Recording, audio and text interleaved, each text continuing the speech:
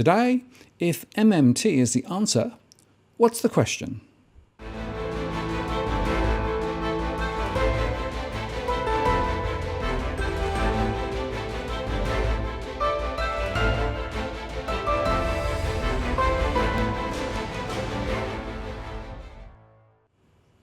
Hello again, it's Martin North from Digital Finance Analytics. Welcome to the latest post covering finance and problem news with a distinctively Australian flavour. I want to today discuss an article which has appeared in The Guardian by Martin Furrier. And in it, he discusses modern monetary theory with Bill Mitchell, who is probably one of the chief architects of this particular economic theory. Now, given that we are in a situation where the economic momentum in Australia is weakening, there is a question to be asked as to whether in fact there are alternative strategies which should be considered. And in fact, the article is entitled "Turning the Economic Tide: Could Radical Monetary Theory Fix Australia's Woes?"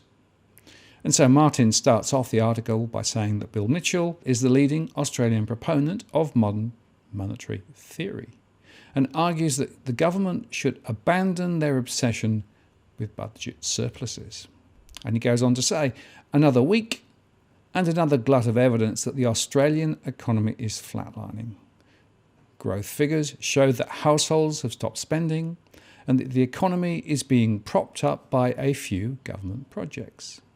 The next day, retail sales growth came in at exactly zero, showing that consumers have taken the coalition's tax cuts and used them to pay off debt.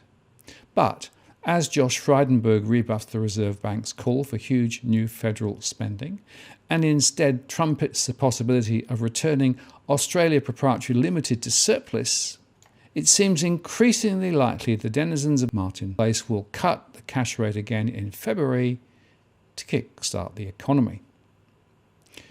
This is starting to feel like Groundhog Day. The RBA has already cut rates 3 times this year, in line with similar moves in the United States, Europe and Asia, and failed to move the dial on growth. Most economists doubt that it will make any difference even if the cash rate sinks to 0.25%, as many predict. But a radically different way of managing the economy is gaining more and more attention and could reshape the way we think about society. When Alexandra Ocasio-Cortez burst onto the American political scene this year, her suggestions for a Green New Deal became associated with a way of seeing economics known as modern monetary theory, or MMT. One of its leading lights is Professor Bill Mitchell of the University of Newcastle, who says that in contrast to the prevailing monetarist orthodoxy of the past 40 years, countries cannot and should not be run like a corner shop.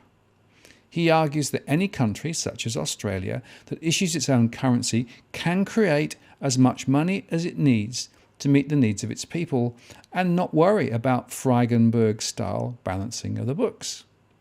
You can't default on your own debt, is the mantra of so-called MMTers, which includes high-profile economists in the US, such as one of Bernie Sanders' 2016 campaigners, Stephanie Kelton. Mitchell, who helped develop the idea in the 1990s, says the coalition won't make its surplus because the tide has turned on Australia. They talk of surpluses as if it's the norm, but it's not, he said.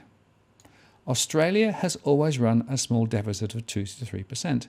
The only way Peter Costello delivered a surplus for the Howard government was by deregulating banking, so that household debt rose from 60% of disposable income in 1980 to 180% now. It was a massive credit binge. We've always said it would come unstuck, but we never said when. And by the way, just a postscript there, of course, it's now at 191%. Australia's huge household debt means consumers are now fearing unemployment, he says, and they realise they have to stop spending. The last time that Australia came close to recession after the Lehman crash in 2008, the Treasury became unbelievably pragmatic, and Wayne Swan switched overnight from fiscal conservatism to pumping funds into the system. Australia was the only advanced economy to avoid recession, Mitchell says. Now, sidebar there. Sure, they did, but the reason we got out of jail was because of China's massive stimulus, and, of course, several banks got rescued by the Fed. So it's not the whole story. Now, there is a catch, of course, which is that a lot of economists don't think MMT would work. Creating your own money would lead to inflation, they say, and the markets would have a field day by driving down currencies seen as devalued by taking the business of buying and selling debt away from independent central banks. The Obama-era Treasury Secretary Larry Summers has called MMT fallacious. Others have sneered, dubbing it the magic money tree, while Nobel laureate Paul Krugman, who is on the left of economic thinking, is also highly sceptical. Mitchell dismisses these concerns and argues that runaway inflation could be curbed by judicious government management, and adds that the threat of financial markets is overrated. I don't see it as a problem, he says. If the currency is sold off, you can introduce capital controls that would end that. The legislative system would triumph, he says, citing Iceland's success in forcing US hedge funds to accept losses after the country's banking system collapsed in 2008. Instead of taking the neoliberal approach that was being forced on them by the British and the Dutch, they brought in capital controls and made the hedge funds take a hit. Markets can only work through the law of the land. Iceland did the right thing by their citizens. The government's job is to protect the citizens, not to guarantee private capital. Yep, agree with that. But remember that Iceland essentially let banks fail, and they went through a significant economic crisis before now looking relatively positive. In fact, more positive than Ireland, who rolled over and essentially followed the directive of the ECB. It's a powerful example given the mess that the UK and European authorities made of clearing up after the financial crisis, after which private losses were essentially assumed by taxpayers, who continue to pay the price in austerity. Even skeptics admit that the crisis proved to some extent that MMT might work. The independent Australian economist Saul Eslake says that the key tenet of the central bank effectively writing cheques for the government has to an extent already happened in Japan after years of quantitative easing, the money creation scheme seen in many countries after the GFC. The evidence of the last 10 years can support the idea. Despite fears about quantitative easing leading to a collapse of the US dollar or runaway inflation, this has not happened so far. The problem is that inflation is too low across the Western world. The country that has come closest is Japan, where government holds debt equal to about 100% of GDP. What has happened in Japan has confounded mainstream economists. Despite decades of money creation, the bank has a stable economy with low inflation and low unemployment. The Bank of Japan says that we are not an MMT laboratory, but it makes me laugh, he says. Mainstream economists can't explain any of it, but MMT can explain all of it. But Eslake, Vice-Chancellor Fellow at the University of Tasmania, still thinks there would be a significant risk of a run on currencies, and also questions whether the political cycle of regular elections would succeed in managing growth properly. If politicians are controlling monetary policy, then it can be manipulated for electoral purposes, he said. The central bank would not be independent. Many advocates don't think that's a problem, but I'm a bit more cynical about politicians. Me too. But I don't dismiss this out of hand. It is a legitimate question. If there is another downturn, there is virtually no room for conventional monetary policy. The answer, however, might come from an unlikely source, Donald Trump.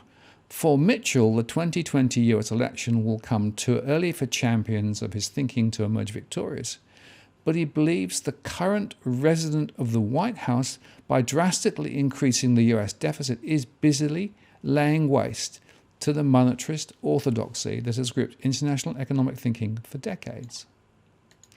Sanders is not really an MMTer, but he won't win. Joe Biden is still front-runner, but he's a fiscal conservative, and another, Hillary Clinton, so he won't win. I think Trump will probably win, he says. But Trump's legacy is that he's destroying the Republican Party, he's destroying the idea that fiscal deficits are bad, and that there must be a debt ceiling. Catastrophist theories about debt, typified by the Tea Party movement in the US, are on the way out. Trump said, "We're going to spend. We issue the dollar, so there is no way we are going to default on our own debt." His legacy is not good in other ways, but in fiscal terms, he has shown that the mainstream economists have got it wrong. He's just defied them. This, in turn, will open up the way for more radical thinking in the future. It opens it up for Democrats. The likes of AOC will come through over time. Now, there's a few points to make here. Firstly, yes, I think that it's true that Trump is absolutely pushing the debt lever. And we're seeing some of the consequences of that. The other thing to think about, though, is if you're going to issue more debt, there has to be people who want to buy that debt. Now, there is a vast amount of money sloshing around in the system, a lot of it held in hedge funds and other financial institutions, who will definitely go after debt issued by governments. But the question is, can we go on inflating the amount of the debt in the system indefinitely? Or will there be a day when investors actually begin to write off an economy because it has too much debt? That'll be an interesting question to watch ahead. But my own perspective is this. It is absolutely true that the current approaches being used by central banks around the world are not working, and just taking interest rates lower is actually creating a more unequal society, as we've shown several times in our earlier posts. So we need some absolutely different thinking. And it seems to me more direct investment into society would be a good thing. But we need the right checks and balances in place to do that. And we need to ensure that it doesn't become a political bun fight, because more and more it's politics who is ruling the roost rather than any independence from the central bank or elsewhere. And my concern is that this opens the door for yet more political meddling for political ends, not necessarily to benefit ordinary Australians. And to underscore that, in my next post, I'm going to review a recent article from Laura Tingle, who talks about some of the recent behaviour in Canberra, and which underscores the fact that you can't leave this important issue to politicians. I'm Martin North from Digital Finance Analytics. Many thanks for watching, and I'll see you again next time.